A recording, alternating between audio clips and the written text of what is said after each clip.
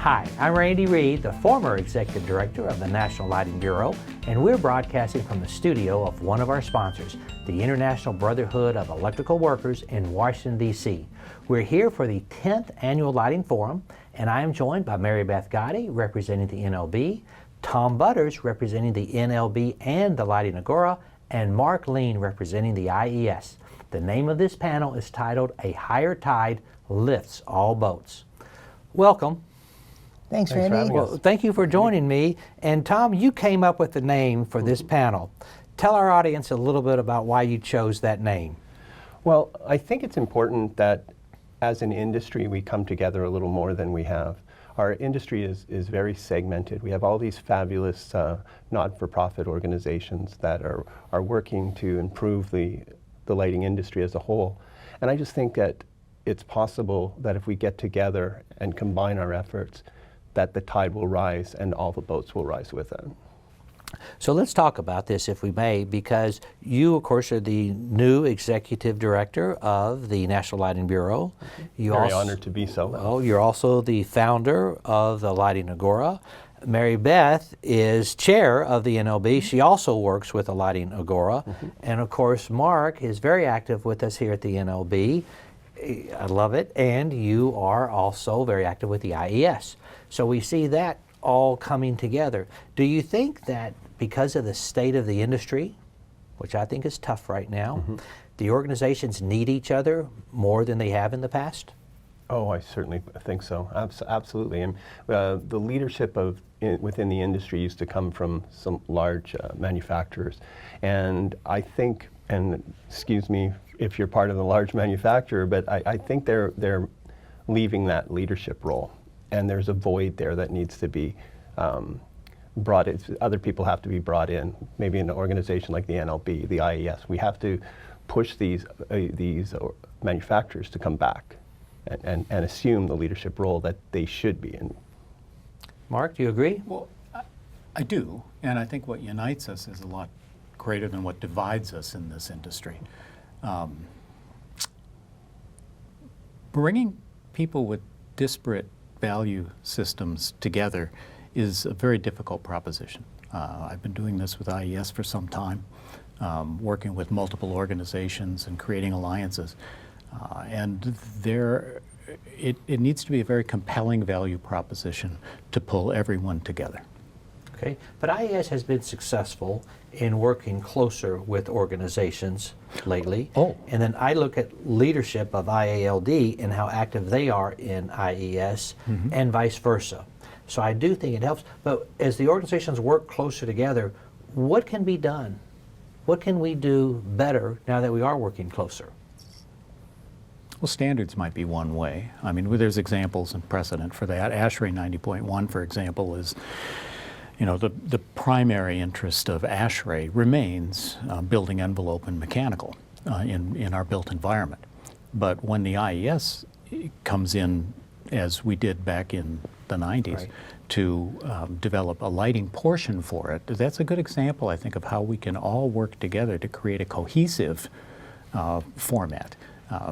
By having all of the components in a building structure regulated under one standard, that creates a sense of unity, and it makes it simpler in the marketplace for people to understand. Okay. Mary Beth? I think that one of the things that the NLB can certainly contribute to is really working on the demand side. And I'm just going to give you an example. We all believe in dark skies and protecting the night environment. Yet you go into a retail establishment or you go to a distributor, how many non-compliant outdoor luminaires do you see? A ton. Because it's not cost effective for a manufacturer necessarily to drop that part of the line.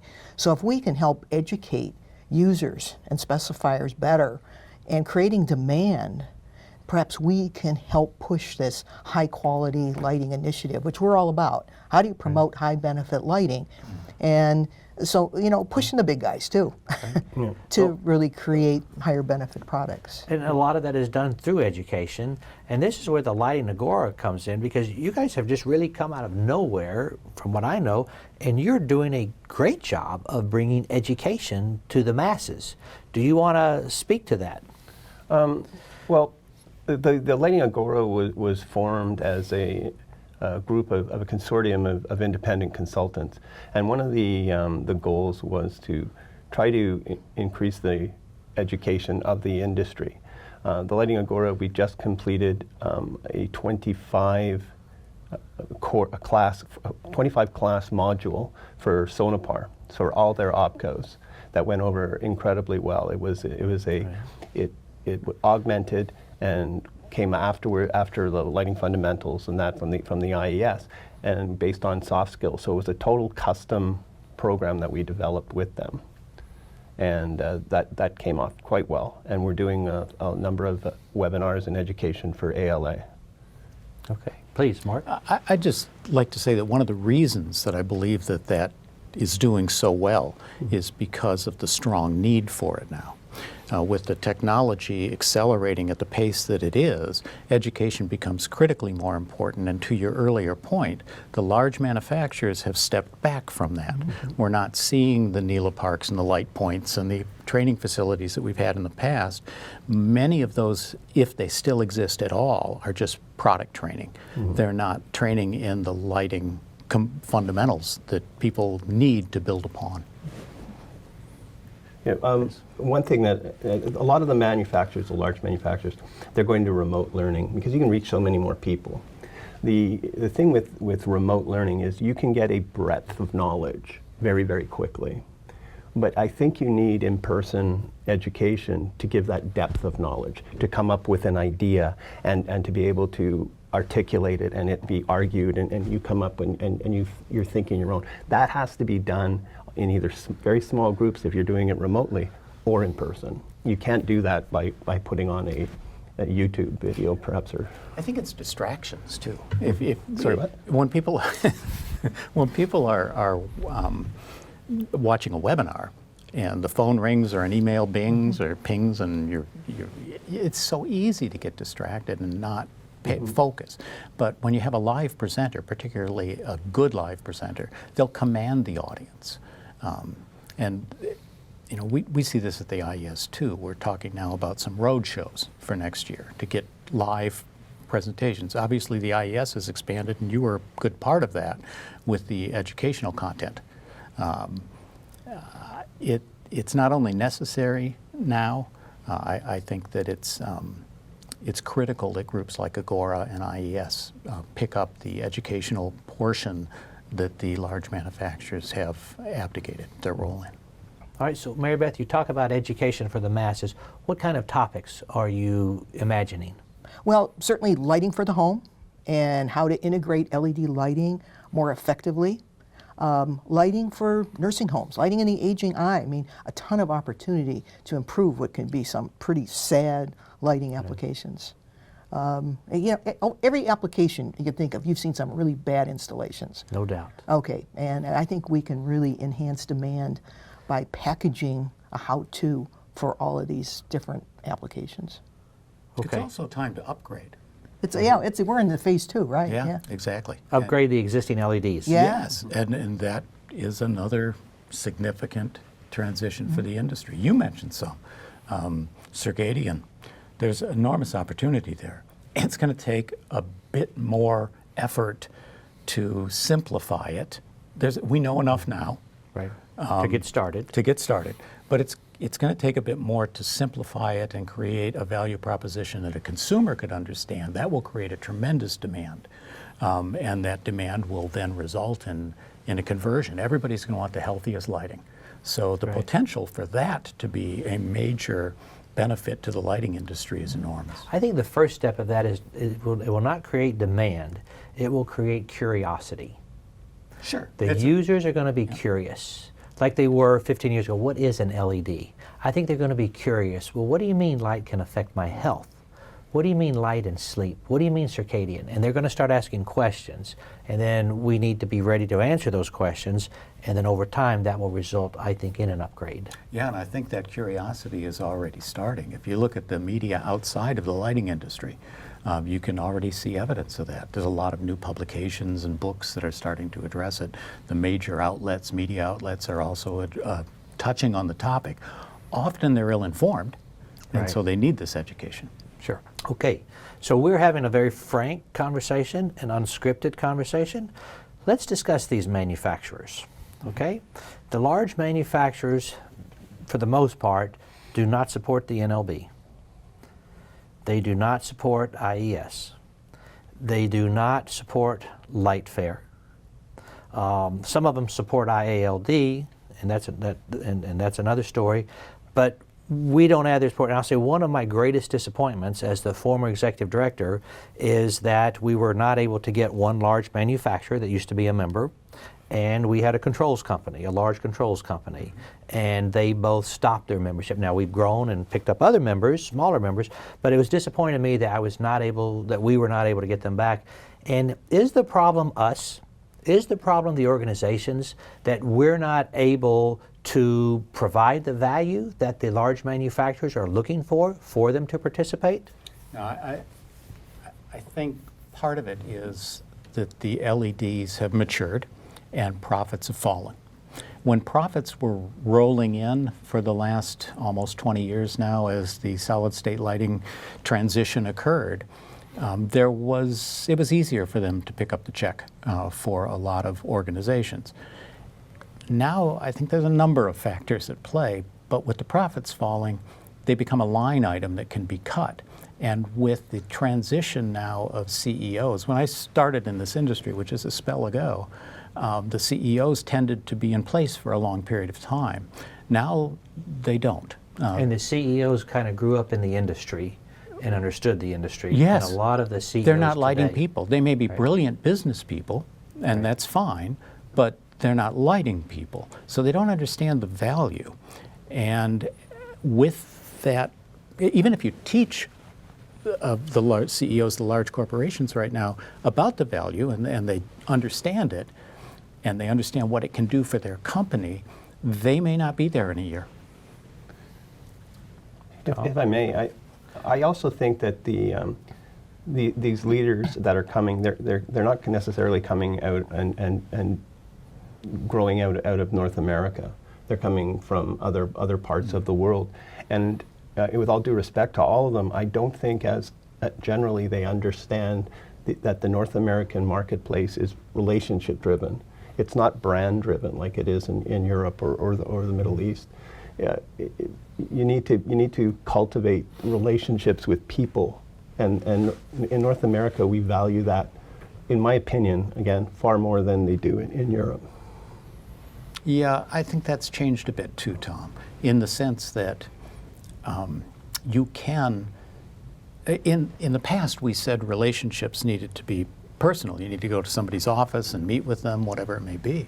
But now, when you look at the most trusted retailers in the world, for example, like Amazon and Costco are always near the top of the list, and they're remote, right? You have a good point there, for sure. So there are ways to build trust without those one-on-one office calls that we used to have in the past. And COVID, of course, has given us some new tools for that. So I think there are ways to build that trust, but it's all about trust. Business moves at the speed of trust, and that's from some type of relationship, some trust in your company and organization that they'll take care of what they do. And I want to just jump in. You know, I had I think a pretty good relationship with Larry Powers. He was the CEO of Genlight, and I think he ran a brilliant business and sold it at the right time. Where did I meet him? At an IES annual conference where he spoke. Sure. Okay? And the CEOs, I don't think, do get out like they used to back in the day. And of course, when they are getting out, they're learning about the business. They're learning about the people and how the industry operates. They're getting the feedback that they need to improve. Directly. They're getting it directly. They're here, as opposed to being filtered. And filtered is important because in any corporate climate, people are filtering with their own advantage in mind often by the time they reach the CEO. Mary Beth? I was going to say, I think that, part of the criticism of the NLB is that maybe we don't have the value prop that some of these large companies are looking for. And I think we're making strides to improve our reach, Sure. getting more involved in social media, but there's definitely a need to get good information to the masses, as Right. Terry McGowan has spoken about before. So I think our role in getting the right information to people who want to make good lighting decisions is something that we can do. We can do better. Well, I do think that the fact that the organizations in the industry are, in my opinion, working closer together than they ever have is a good thing. And we do need to find a way to get the big companies back involved in the industry associations. There's one thing that they're looking for, and that's profits. So if we can make a value proposition that is tangible on how education of their teams, for example, like the work you're doing with Sonopar, that results in increased profits. But we have to tie it to profits because that's their value proposition. That's what motivates Right. the large corporations. There's a lot of talk about higher purposes, sustainability, and everything else. But when you're in those corporate offices, it all boils down to profits because that's what secures their job. And they have numbers they have to meet. But again, the circular lighting economy, light and health, circadian stimulus, circadian lighting, all those can be very profitable for these companies, right? Yes. They're much more profitable than the commodity product, and this is where the organizations come in because they can help influence and they can help steer and guide these organizations. And this is where I think they're missing out. I would totally agree. Mm-hmm. Okay, closing comments? I'm glad you mentioned Terry, because I was going to mention him also.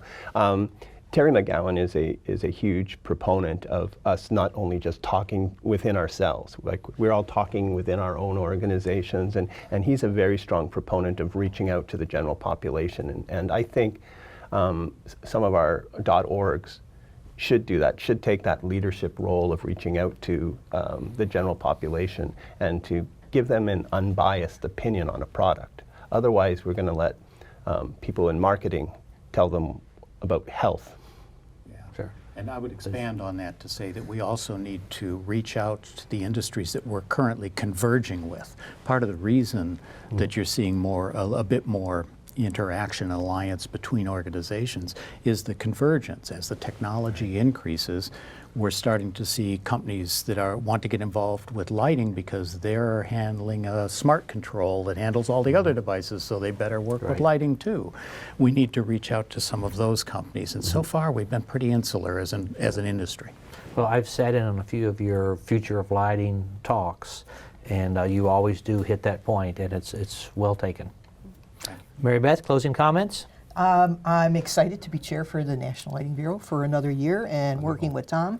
And I'm looking forward to really creating some good, solid educational material for the masses. We're going to do that. Right. Closing comments? No, I think we have a very segmented industry, Randy. We have a number of organizations that have a very narrow focus. You look at IDA, right? Focus on dark skies, great. I'm on their technical committee, I endorse it, but it's a narrow focus. People can understand that, it's really clear, and it can be very compelling if you're affected by it, and of course we all are. ALA, it's residential primarily, right? So they have a narrower focus. It requires organizations that are generalists, that are overarching, to help pull all of this together. And that's where NLB can serve a role. IES does this as well. But it's not always as intuitive of the value that we have as generalists. If you have a narrow skill set and you go in and try to sell it to an employer, they're going to say, oh, well, you know all about this technology, algorithms, whatever it may be. You know that really well. You're deeply skilled in it. We need you. But if you come in and you say, I'm a generalist, they don't necessarily understand that. It's not as compelling. But it's critical that someone oversees all of it and how it works together. And that in itself can save money. That could be a part of the value proposition. Okay. Well, I think this was a great discussion, and I want to thank you all. Howard has a question. And Howard, you can ask your question live. Go ahead, please. Okay, this is really a very complicated situation. And if we look at companies from 50,000 foot level, we have to look at what drives behavior. And the two things in a large corporation that drive behavior are, number one, stockholder value. How much is the stock going to go up if our profits go up? And number two, what is in the bonus package for the CEO and top executives? Because that is going to drive their decisions. So if somehow, as part of the education process, we can get the need for mining education and the reasons why it will drive their profits and their bonuses, then we would be successful. Comments? Howard, well, I don't disagree with you, and I think to an extent I articulated that. It's difficult with education to show the immediate tangible return that the shareholders and the management at these corporations would like to see. It's more of a long-term investment because you're investing in somebody's education that is going to bear fruit later within the company. So I agree with you, but I think nailing down the specifics of that is challenging because it's not an immediate ROI, and they're looking for 1 quarter or 2 quarter turns for return on investment so that each of the budgeted departments can show their value. Long-term investments aren't, I think there's evidence that we haven't seen a lot of long-term investments because we aren't seeing the innovation in the lighting community that we used to. Agreed. Anyone else? Yeah, I'd like to put my 2 cents forward for what it's worth. I think it's 1.67 US because I'm from Canada. But the National Lighting Bureau is a growing entity, and we're going to be working with different organizations to improve lighting education going forward. One thing I want to reach out and mention is there's a lot of buy-in from some of the larger organizations and places where they hadn't had buy-in previously. Speaking on behalf of the Lighting Agora, we just finalized and finished a custom lighting education program for Sonepar. And Sonepar is a distributor, and a lot of people dismiss distributors because they don't necessarily care about education. Well, Sonepar cared about education, and they put together with the Lighting Agora a 24-week program. And there's huge buy-in, and they're building on that now. And and Sonepar is now the first distributor as a champion member of the IES. So I think education's important. I think there's a need. Obviously, we all know. I mean, everybody here on our panel know the need for education, but I think it's reaching to the masses. Okay, good point. So please do hit the Q&A button if you have questions, or you can chat your questions either way. But Mark, I've got a question for you, and that's tell the audience a little bit about the IES Lighting Library, because from what I know, I think that's one of the best deals going. Yeah, I was involved back in 2016 when we decided that it was time to update the way that people access the information. The technology, you know, if Neil deGrasse Tyson's right, and I think he is, he's established that technology research is doubling every 15 years and has for the past century. So with that increased pace of change that we can anticipate for the future, these standards, if they're 5 years old, they're old history. So they need to be revised constantly. And the only way to do that is to have a digital format that also increases accessibility. So we focused on it and had all of the standards updated when we released the library in 2020, because it took us that long to get platform partners and to get all the renewals through ANSI and such things.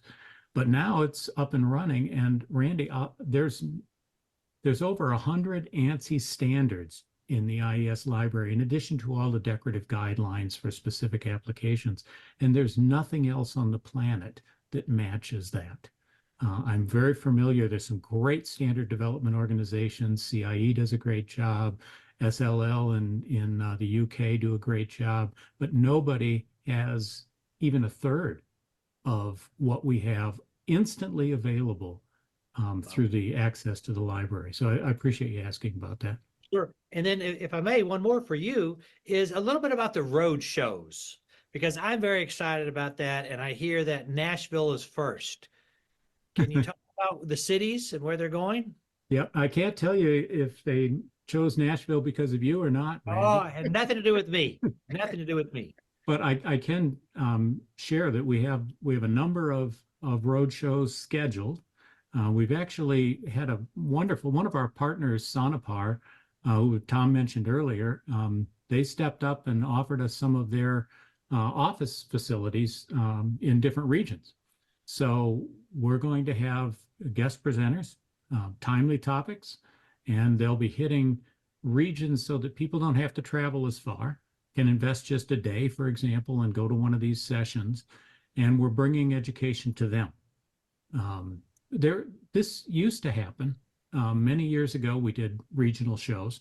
I remember some of my earliest training in the industry was going to IES regional events, and it was intense training and education that I still value today. So I think the road show's a good concept to bring it back and to bring education to people that might not have the access. Maybe their companies don't fund them to come to the bigger events. So I think there's a real positive change there coming from the IES, and I think we'll continue this. Tom, did you want to ask a question? Yeah, I've got a question that came in. This is directed towards Mary Beth. Hearing a lot about the Tesla Awards and Transformation Awards. Can you elaborate on what they are? Yeah, sure. Be happy to. I mean, those are two of the pillars for the National Lighting Bureau, and very proud to have initiated them into the National Lighting Bureau. And the whole gist of these award programs is to illustrate best practices that promote everything from visual performance, safety and security, preservation of dark skies, health and wellness, and really to do more than just recognize beautiful architectural lighting projects, which are also very important, but really something that can provide a case study for those who have similar application challenges. And we also can provide a lot of extra credit for some particularly tough circumstances, whether it's, really tight schedules, limited budgets. And again, what can we do to show people how to do it better, how to really create lighting solutions for new construction in the case of Tesla Awards, and more specifically for retrofit projects for the Lighting Transformation Awards. So they've been very well received. We're very excited about the projects and the participation in these programs. Thank you. There's two more questions I have. This one's directed to Mark. What is the viability of the IES going forward? We're hearing, they said that they're hearing rumblings.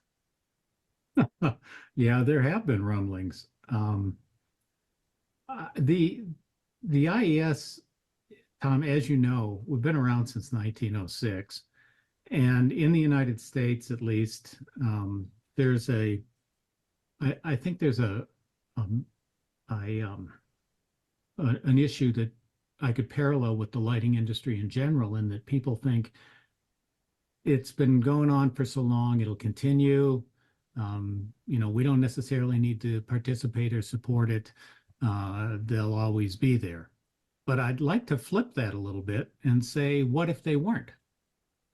Well, one of the reasons that the manufacturers of LED products, which is all lighting manufacturers now, one of the reasons that they were able to to grow as quickly and as effectively as they did is because of standards like LM79 and LM80, which are known all around the world.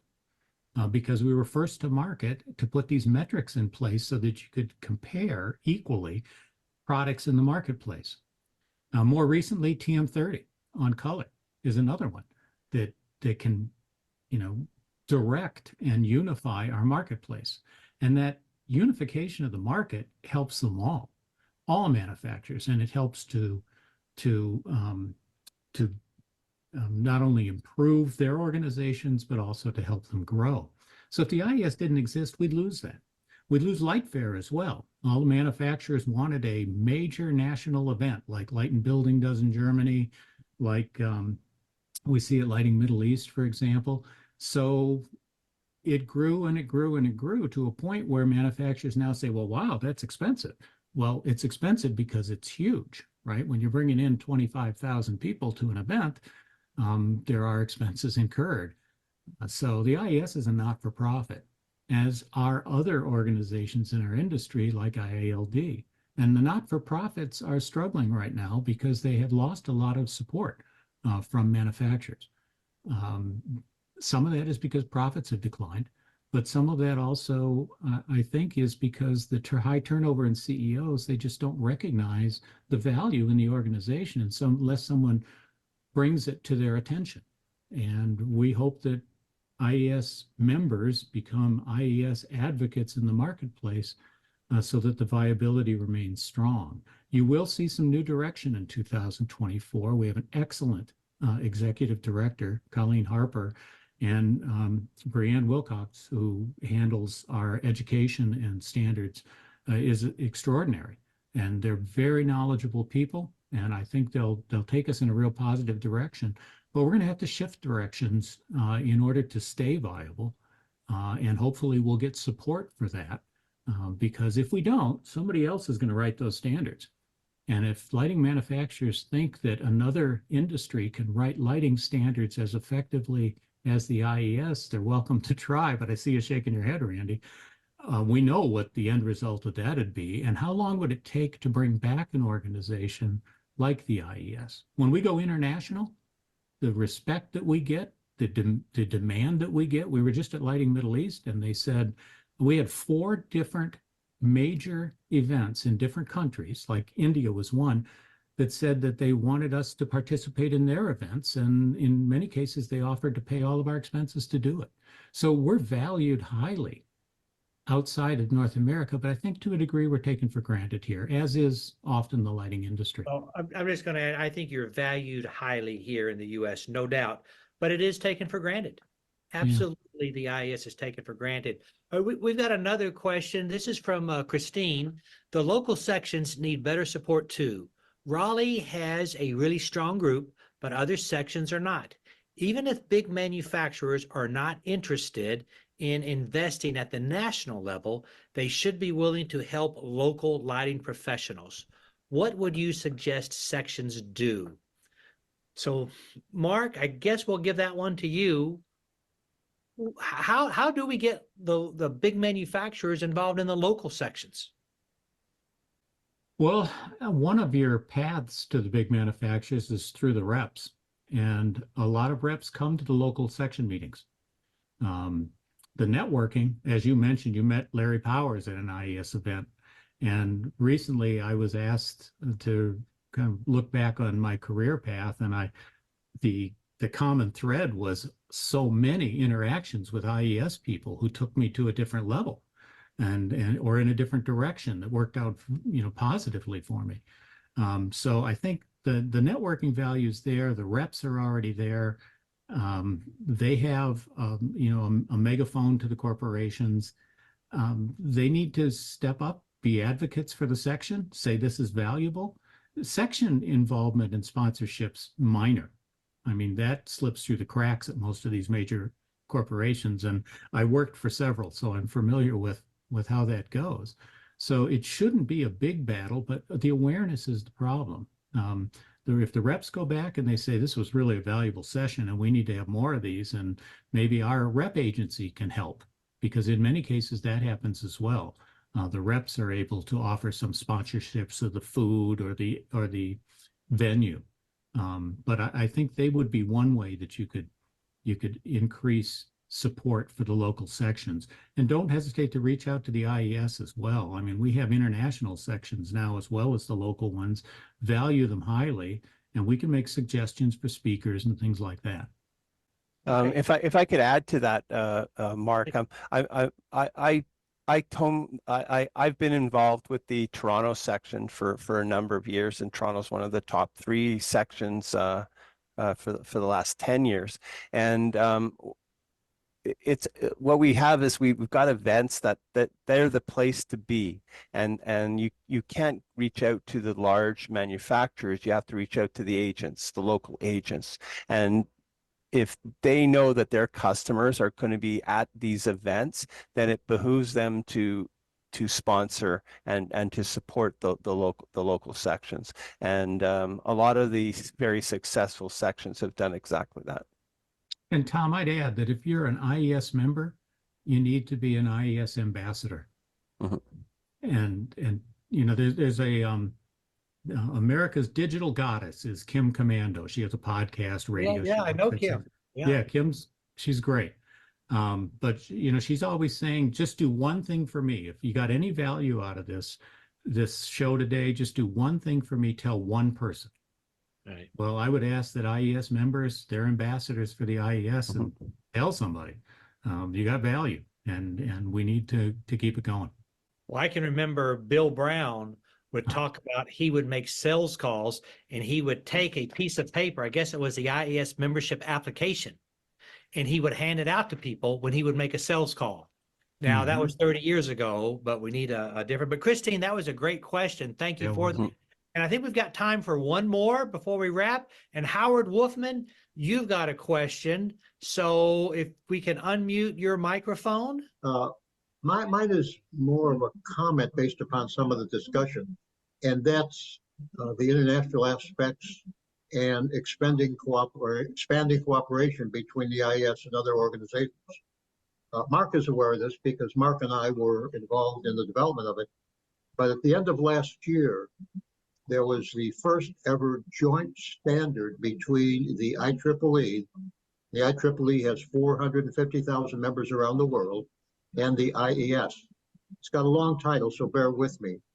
It's titled IEEE Standard 3000.9/2023/IES RP 40-48-23, and it's titled IEEE/IES Recommended Practice for the Design of Power Systems Supplying Lighting Systems in Commercial and Industrial Facilities. And this was really a global, not just a North American focused item, because we had significant representatives from all parts of the globe. Yeah. But it's a good example of expanding the IES sphere of influence and cooperation with other organizations. And all of this will definitely benefit the IES. Right. Thank you, Howard. Can you send that information to us, and we'll make sure we'll put it in a link in our video. I shall do that. Thank you so much, sir. Yeah, and Howard, I'll just tell you, I was not aware of that. You know, I don't know everything by any means, but thank you. I was not aware of that. So that is a great step. Hey, I appreciate you calling attention to that, Howard, and good to have you on the call. Okay, guys, we're going to go ahead and wrap up here. Thank you all, panelists and guests, for attending. We will get the video edited and we will get it published next week.